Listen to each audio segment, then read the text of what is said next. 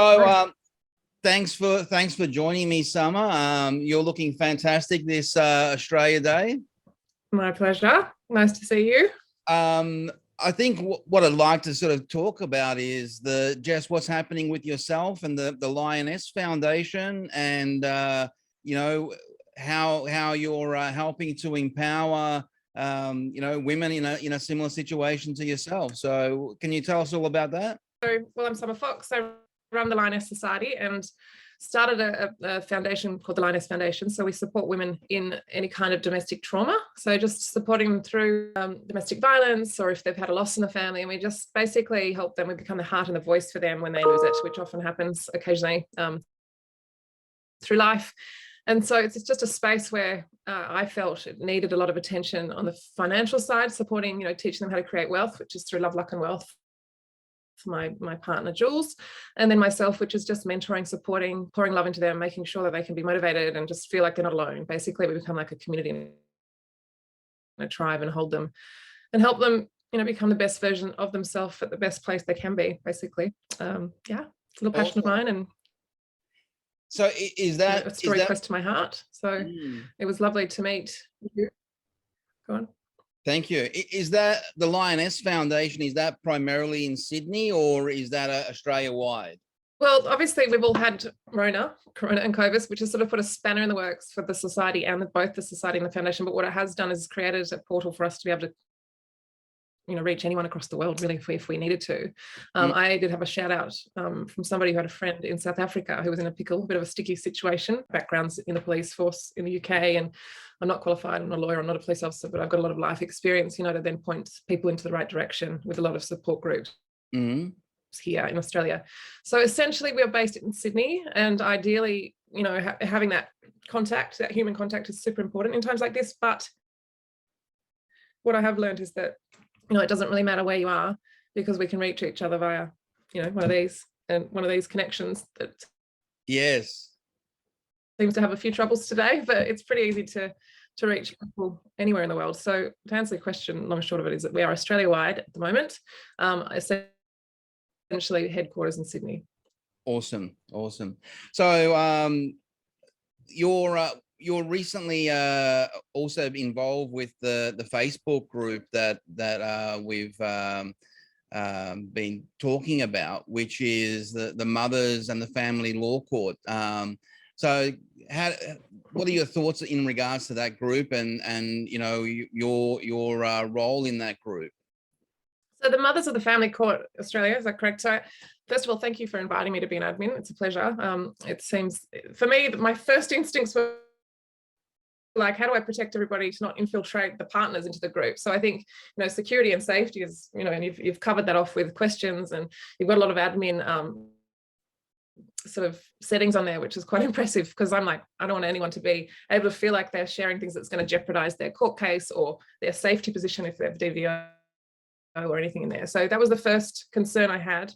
However, you know, knowing what you have behind you, an armory of legal, and, you know, Mishka with her DV and all of her support through trauma, and then myself was quite clever at protection and you know, and relationships. Actually, I think we can pretty much, I like the fact that women can go on there anonymously to be able to express concerns they have, to manage it themselves, instead of living in fear or having to pay thousands of dollars to lawyers that sometimes can make situations more aggravated than necessary. So I think it's a really great evolving space that can be given lots of information from yourself with your articles and all sorts of different, you know, legal positions that then can be given to these women to be able to read and have an opinion without judgment. Absolutely, yeah. So the security settings are there in place already. The group has got over 2,500 members. Yeah. And for anyone new to join, one of the first requirements is they must already have an existing Facebook account that's been around for a number of years. So we know it's not a troll that's just been set up last week to sort of sticky beak as to what's going on there. So they've really got to have an account that's been around for at least 3 or 4 years minimum, even to be considered to be allowed into the group. And then we verify that it is actually really a mother, and there's an email address provided that we can validate their membership and things like that. So that way we keep the space a very safe space. And even with all of those precautions on top of that, we have the anonymous posting settings. So you'd notice that every single post is anonymous. So there's no identities of the person posting. Sure, people can comment. You know, the people that are commenting, they're sort of contributing and sharing their knowledge and their experience to help someone who is just starting to go through that process, I guess. So yeah, it is definitely an invaluable that's resource. why I love the fact that, sorry, I love that. That's what I was saying. Like, I love how you've already gone and put in those procedures in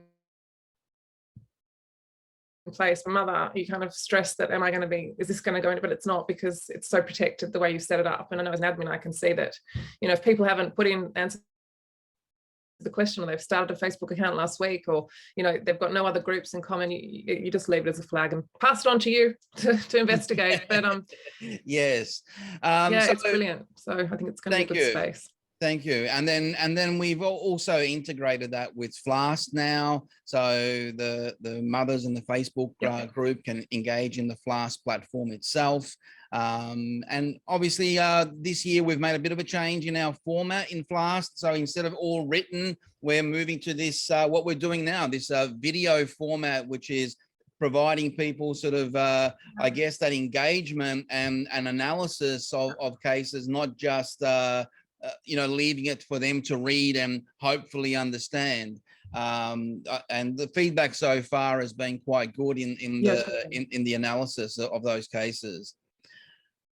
So coming back to the Lioness Foundation, so let's say, for example, there's you know, a scenario that comes up where there's women in that group who are looking to get back on their feet and do something in the sort of the business space. What does the Lioness Foundation do, and how can they you know, get in contact with you, and you know, what's the first steps for someone? Definitely. So there's two separate entities. There's a Lioness Foundation, which is my it's my not-for-profit leg of the business, and then I have the Lioness Society. So the Lioness Society is, we run workshops where we coach women in business, or women that are thinking of starting a business, or even just, you know, not necessarily forming their own business, but maybe becoming an asset for someone else's business, because you just can lose all of your self-confidence. You don't know which direction you're going. And it's just a really great positive space to be around other women that are working towards goals. And you sit there, and we have a workshop every Friday at well, it used to be at Watso until we got Watso'd out of there because of COVID. But again, it's all digital at the moment. But I guess the first thing is to reach out to me and send me an email. We can have an arrangement. It's paid. It's a paid service of the Lioness Society. It's not a lot of money to join the workshops, to be honest, but the coaching, there's all different scales of coaching. And I think, Danny, you and I spoke about having some kind of agreement for the girls to be able to, you know, get a bit of a discount if they're part of FLAST, if they wanted to join the Lioness Society. And of course, if they are in a situation, every person's an individual that we're unique, and we'll look at people that can't financially maybe afford our support to then run them through the foundation for them to be supplemented for the services through that. So that's kind of like how it's working at the moment. Still early days. Awesome. So is there like a beginners workshop that you start people off on? Well, no, we don't. Well, I did think about that, but we just throw everybody in, new and old, into the one group, because I like them to see how we roll. And it's more of about sort of, you know, if you started off in a beginner's workshop, you wouldn't get to experience the full volume of what actually happens in that 2-hour workshop, where the women are doing the, you know, the pride storm. We have a pride storm, which is like a brainstorm. So we take our, you know, which logo should I have around the table? And some of these women are, you know, so talented. I've got interior designers, graphic designers, journalists, lawyers. Actually, there's a lot of women in there that can give incredible input, and sometimes it's the lawyers with no creative brain that comes up with the best logo. So it's quite funny. not funny, but it's a beautiful space, and it's a very supportive space. And then we would break back, and the new ones I would sit and spend a lot of time within that first session. And then we've got sort of have mentorgrams where they go and help each other, and it kind of does its own thing. So we were getting to the stage before COVID of having workshops from 9 to 11, 11 to 1, 2-hour sections, depending on where you were in your journey, to ensure that everyone still keeps growing, because we're cautious of not keeping the women that are really elevating their business and their lives not back all the time. So we're at that stage. So we're still working on the strategies of growth with that, navigating the crazy world at the moment. But it's, so they would just come to the normal online Friday workshop. And your regular Friday workshop, how much would that cost normally for someone to join and participate? So online, it's $25 for the session. So they'd come along, and it's $25. The pricing, I'm not going to talk about what the pricing will be with the workshops, because we're all actually in the process of getting everything assessed. But essentially, there's either a casual visit where you turn up once, or you can pay a membership every month where you join, and you can come, you get coaching with that, and it's included. So it's an amazing space. You get parking, there's a whole co-working set up out there, there's printing services. I think on Fridays you get beer and wine in the afternoon if you want to have a drink, like Friday afternoon drinks. That's all included. A gorgeous workshop at the back, workspace where there's a garden, and it's just a really nice day actually. So pricings and everything is going to be coming out. It's the 1st of March. We're relaunching which way we're going with all this online and in-person stuff, so we can stay compliant safe and get to maximize sort of the women.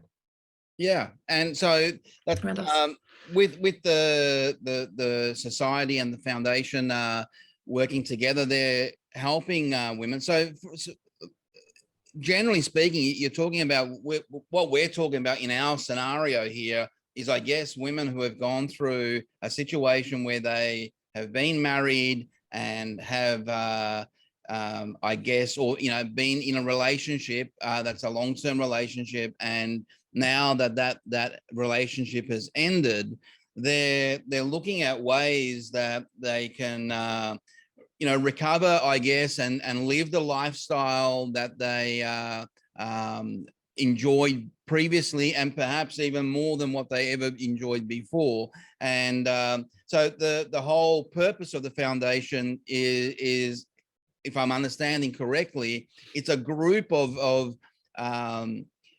thought leaders who are all women by the sounds of things, and they're all empowered and in business themselves, and supporting other women to sort of achieve that kind of greatness for themselves as well. Is that the sort of the gist of it?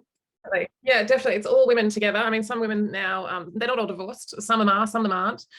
I didn't want to sort of create a space where you have to be divorced, you have to have trauma. I wanted to have a really lovely balance. We work with the Hope and Heal Foundation as well, which is a gorgeous lady called Nadine Taylor, who supports survivors of domestic violence, and she does retreats as well. So we have a lot of partners around us where we, depending on where you are with your journey, Bondi Beach Cottage in Sydney, which is a drop-in domestic violence support service for women who don't have anywhere to go, and it's free. I think they have a childcare centre at the back too. You can just take your children there and get some relief. So we have a lot of people around us, but exactly what you've just said, essentially, that's exactly how the foundation, we're setting it up so that it's a normal, what's normal? No one's really normal, but it's a space for people to come to not feel judged, where they can look up to other women that have had their journey, or they can look at another woman and go, oh my God, she might be more broken than I am. Like, just you get in your own head when you get into this situation, you think, oh, I can't do that. And there's so much social anxiety of going out and actually seeing anyone after being locked down for so long as well, and once you get in that room, which is why I love that physical, it's like you walk out 10 feet taller. Every single one, I've got goosebumps when I think about it, actually. Every woman that comes through, they just, they just, oh, thank you so much. That was so inspiring. My brain's like, I can't wait to do, it's just quite magical what happens in that room. So it's hard to explain unless you get in there, and you're not invited. So with the how is progress sort of monitored in the group? So someone joins and they come up and they say, look, I've got a business idea, and then that I guess is discussed, and then do you come back each week and share progress and goals and dreams and that kind of thing? Yeah, we have workshops sort of I've got systems set up. So part of the Lioness Society is that when you join, we have different stages of business. So we've got, you've got to do your business plan. There's different steps on where you're at. We look at your branding, all of the colors that you're doing, what your design, your vision, your big fat, we call them the BFAGs, which is your big fat hairy ass goals, the ones that are really scary. Which Jules does a lot of vision work around, who is your ideal avatar, your customer, who are you talking to, speaking to. So there's a lot of work that we do that I've personally learned over the years in business myself and the women around us, that I've developed a program in the Lioness Society that takes you through a streamline of steps of what to do if you from idea to launch, and then from escalation up to 10x your business. So it's exciting, and it's all of it's a work in progress, Danny. It's perfectly imperfect, like everyone should be, but I love this space. I love supporting women, and we are doing women for now. There is going to be a Lion Foundation eventually, because men also, it's not gender, like it's not that I'm some feminist coming up the ranks. That's not that case at all. It's just I'm a woman and I know women. So I thought I'd start best.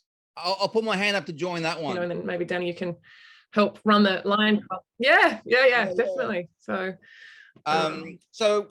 have you had a look at what's happening now with things like the Metaverse, NFTs, DAOs, and all of that sort of space? Is that something that has crossed your mind? Yeah, and you're the one that's inspired that, to be honest. My son came home, I can't even remember how long ago. It would have been a long while ago, and he said, "Mum, I've got an NFT," and I was like, "Oh, here we go. Now they've sucked my son up," really. And I was like, and he's invested in Ethereum, and he's only 17 now. He's 17, so he's quite savvy, and he's made a lot of money, and he's got ADD like myself, and he just sits and focuses and looks around, and this is a talent of his. He's very good at making money quite well. So he's looking into that. And so when you said we needed to chat today about this Metaverse, I kind of done a little bit of research and been looking around. It's a crazy world. For me, I'm like a little bit like, oh my goodness, like real life, like I just said in those workshops, you cannot beat getting humans in a room where you're together, the energy, right? That's what I love. But we can't put blocks up against what's actually happening in the world. And we need to be open to understanding that there's so much evolution in this digital space, and that if we don't stay on the forefront of it, we'll be left behind. Right. So have you? I've always been very open-minded, but I certainly am not. Have you had a look at DAOs? A DAO is a decentralized autonomous organization. Have you had a look at those yet? No. Okay. Well, basically, we're looking at even the Facebook group, the Mothers Group, and you might even consider this for the Lioness Foundation, setting up a DAO. And a DAO is basically an organization that will operate synergistically in the virtual space and in the real life space. And essentially the way they work is similar to any organizational structure, with the difference being that the decision-making processes are managed as a community, as opposed to going to one person or a leader or anything like that. So what it allows is, as an example, it'll be perfect for the Lioness Foundation, because where you have this group of women who are empowered and thought leaders, one of the women can put up a proposal, and a proposal can be, either a question about what to do with the foundation itself, or it might be a proposal about, having a meeting about their situation and what they need done. And that proposal then, under a DAO structure, all the members all get to vote on that decision, whether or not this is the right thing to do. And you can have, and it's all managed with things called smart contracts. So a smart contract is a pre-coded computer program that has contractual obligations built into the program. So it allows management of the DAO, it allows governance, and it also allows for things like dispute resolution processes. So in a group like either the Lioness Foundation or the Lioness Society, or like the Mothers Facebook group, which is, you know, Mothers and the Family Court, you have 2,500 members. And those 2,500 members, they can be completely empowered as to what they want to do with this community that they have established. Because, you know, Facebook provides the tools in having the group and having the settings and things like that. And sure, myself and FLAST, we can provide content in terms of regular updates of cases and information that we're providing. You in the Lioness Foundation can provide the support services. But what the beauty of a DAO is, the DAO allows the group itself to determine its own future. The group itself, the community, to decide where it wants to go with this. The community already exists of 2,500 you know, women in this group, and they have, if it's converted into a DAO, they are suddenly empowered with the complete decision-making process of where they want this community to go, what they want that community to do, how does that community, how would it look in the future, how will it support women in a similar situation in the future. So it creates an entire new organizational structure. And not only is that in structure on the Facebook world and on FLAST, but in this virtual reality space. And, you know, when you look at things like the Metaverse, you know, you've got people, the likes of Mark Zuckerberg, Gary Vee, Warner Brothers, Disney. Some big names are behind the push to make this Metaverse happen. And one of the exciting things that they're talking about is within 5 years, you and I will not be having a Zoom call anymore, or a video call, or even using our phone to make a call. In the future, we'll have holograms, and we're going to hologram into a room together and have almost a physical face-to-face meeting. And the technology is already there, which really shocked me. What they're talking about is, if you and I were in the same room as holograms, and your hologram made contact with my hologram, you would actually feel the contact. What? Yeah. Oh my God. Freaky, isn't it? So this is where the future is going. Yeah, absolutely. I'll share a link to the video that explains it. So the Lioness makes me scared. I was watching a Metaverse video the other day, how girls, like a girl was in a bar fight or something. It was on a TikTok that my daughters were looking at. I was like, what are you looking at? Because I always monitor what they're watching on their phones, obviously 9 and 11. And this girl was like going like this with the, what do you call it, the VR headpiece, and then she actually ran into her own wall and fell over. Like, I was like, yeah. So like, now, but imagine, like, oh my goodness. Now you need the Oculus type thing, right? Where you can't actually see what's in front of you. But in future, it's going to be like a pair of glasses. And on the glasses themselves, it'll be a projection that goes directly into your iris. So you put on, it'll be just like that. And now through that, you'll actually engage in this hologram space, and you would see the hologram in front of you. Wow. And that hologram, if we put on some music and the hologram said, let's have a dance, you would actually feel the contact of the dance. Oh my gosh. Amazing. So this is amazing. Yeah, look, I'm so open to all of this stuff. Like, it actually is very mind-blowing. And, you know, people that, like I said at the beginning of this, like, if you're not open, you're going to get left behind, you know, and it's not scary. It's just, you know, I guess surrounding yourself with people like you, or people that know what's happening, to be able to understand, you know, guided. And I guess the opportunity now, they're describing this opportunity today as the same as the time when the internet first started. The people who, back when the internet first started, resisted and thought, I'm not going to get onto that high-tech thing, and who's ever going to use the internet?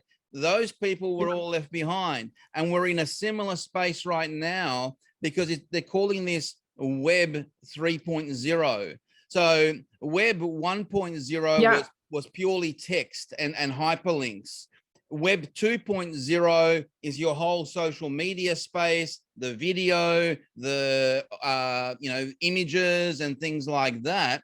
And then Web 3.0 is this total immersion, virtual reality, or even augmented reality, where, in augmented reality, that's where you're going to be wearing glasses and the hologram is in front of you, and you can have meetings with a group of people who are all sitting there face to face at a round table in a virtual world. So it's a quite an incredible forecast that they're talking about. But when you hear someone like Mark Zuckerberg saying it'll happen within 5 years, you got to pay attention to that. You can't just ignore that and think, oh, that's never going to happen, because he's not investing billions of dollars into this project for nothing. You can bet on that. Yeah, totally. And, I watched an interview with Gary Vee the other day, and he was talking about NFTs, the metaverse. And he said, mate, where were you in 1997 when I was told I was crazy about this internet, how we would order wine on our phone? Like, right, yes. It's literally that again. Exactly. Now everybody, especially after coronavirus, and the older generations, like, why would I order it on my phone and compromise my credit card when I can go to Dan Murphy's down the street? Well, Bob, guess what, mate? Dan Murphy's isn't taking customers, and you need to order it online. So exactly. It's interesting how some people are forced in their position. So you've got to be grateful for those. And then you have the other amazing part of it is these NFTs. For example, right now, if we look at someone like yourself, Summer Fox, when you engage on Instagram, when you engage on Facebook and these other social media platforms, you don't own your own content. The image of you that you put on Facebook or Instagram, it almost becomes in the public domain. However, with NFTs and this virtual space, it really empowers the individual, because once you're in that space, all of your creative talent becomes yours and owned by you. And that includes things like your images and your videos. So NFTs are, right now, when you're looking at NFTs as they're beginning in this current time, they're graphical images that are being sold. And the way the analogy that I have for the NFT is, it's like buying a logo, right?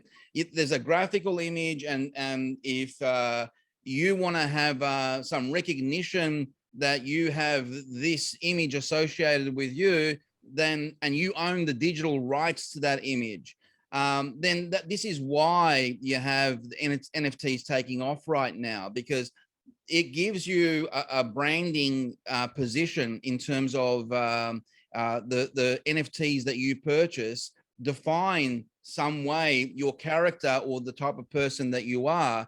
No different to the person who wears your designer label clothing and your designer label, everything. Basically, those same brands today that exist in the real world tomorrow are going to exist in this virtual space.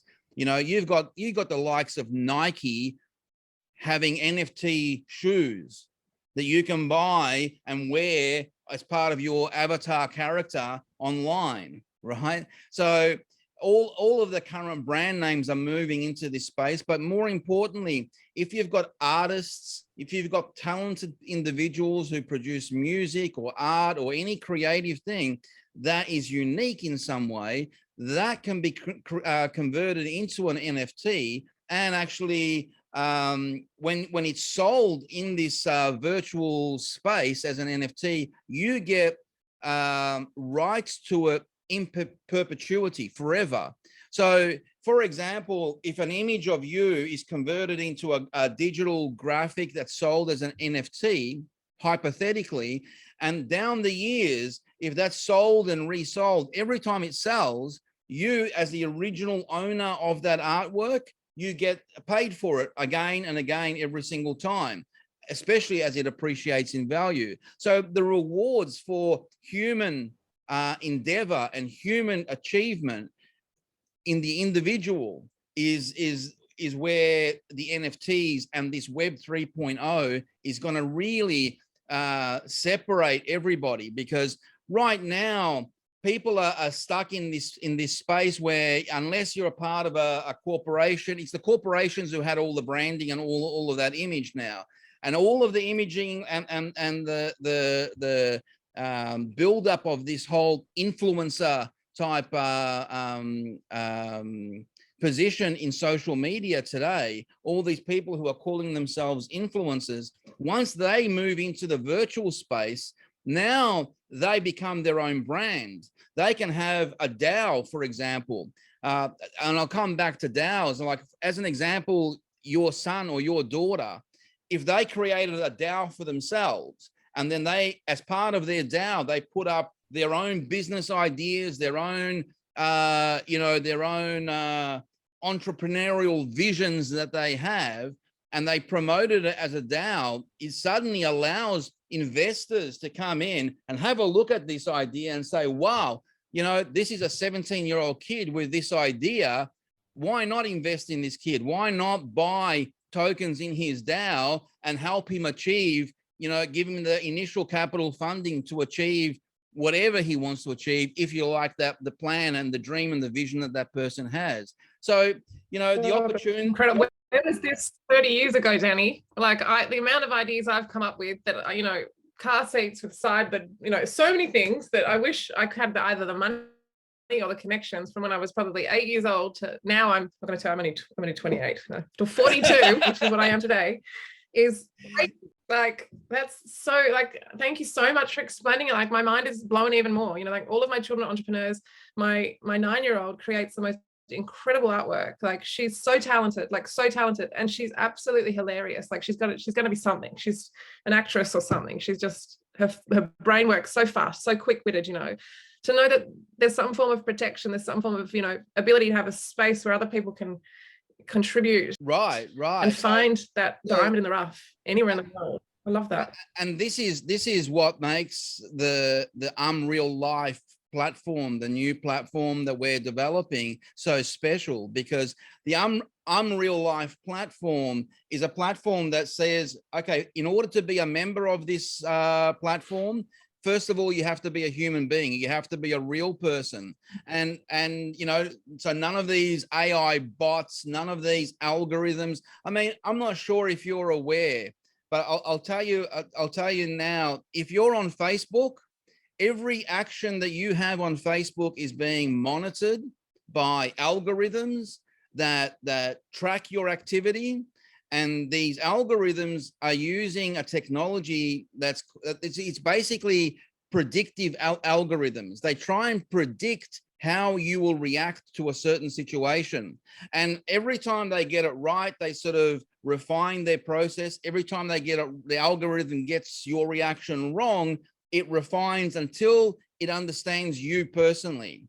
And then Facebook uses this information to essentially control the feed that you see.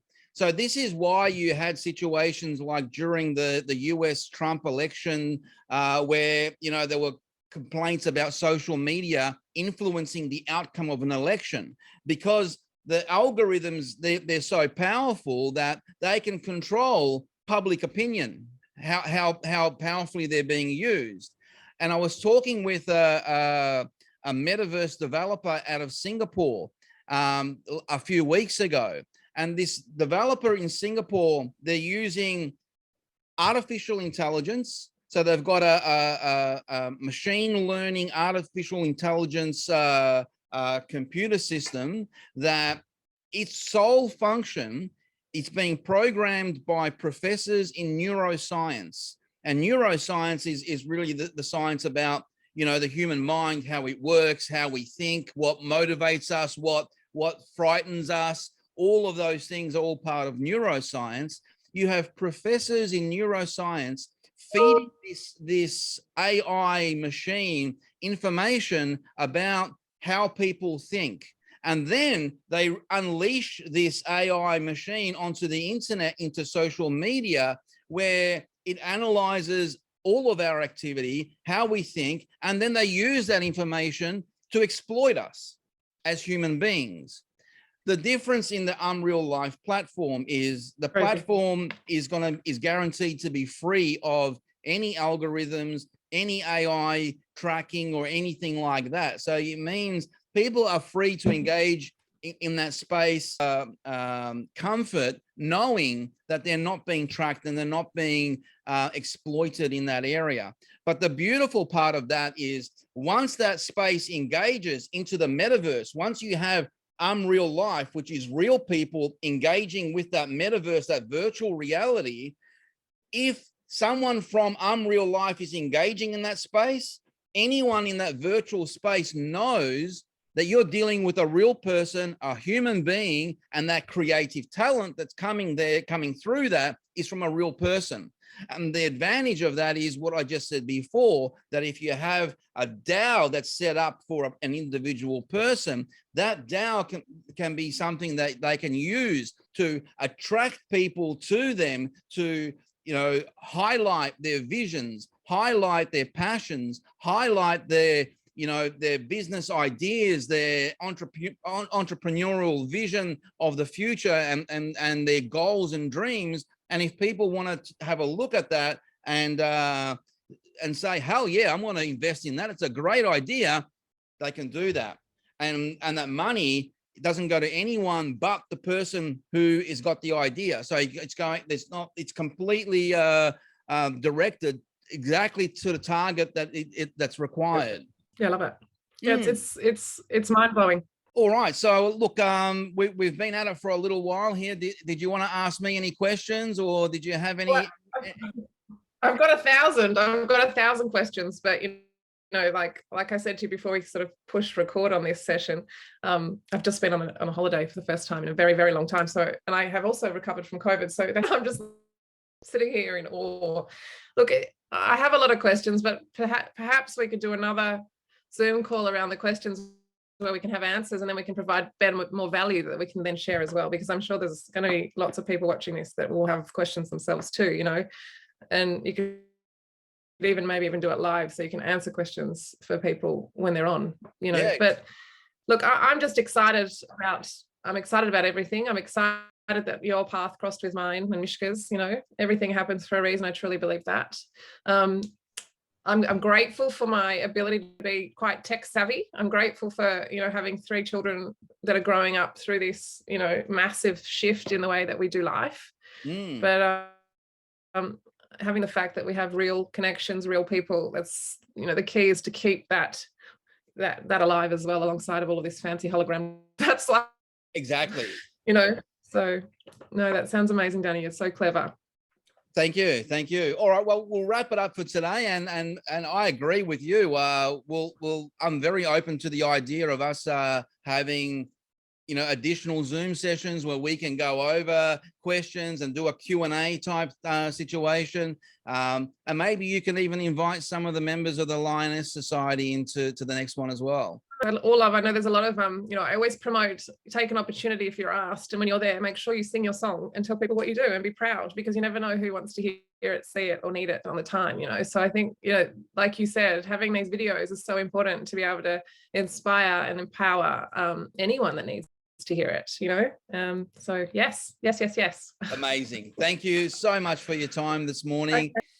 Okay. Enjoy the rest of your Australia Day, and I'm sure we'll talk soon. Yeah, you too, Danny. Enjoy your barbecue this afternoon. Cheers. Bye.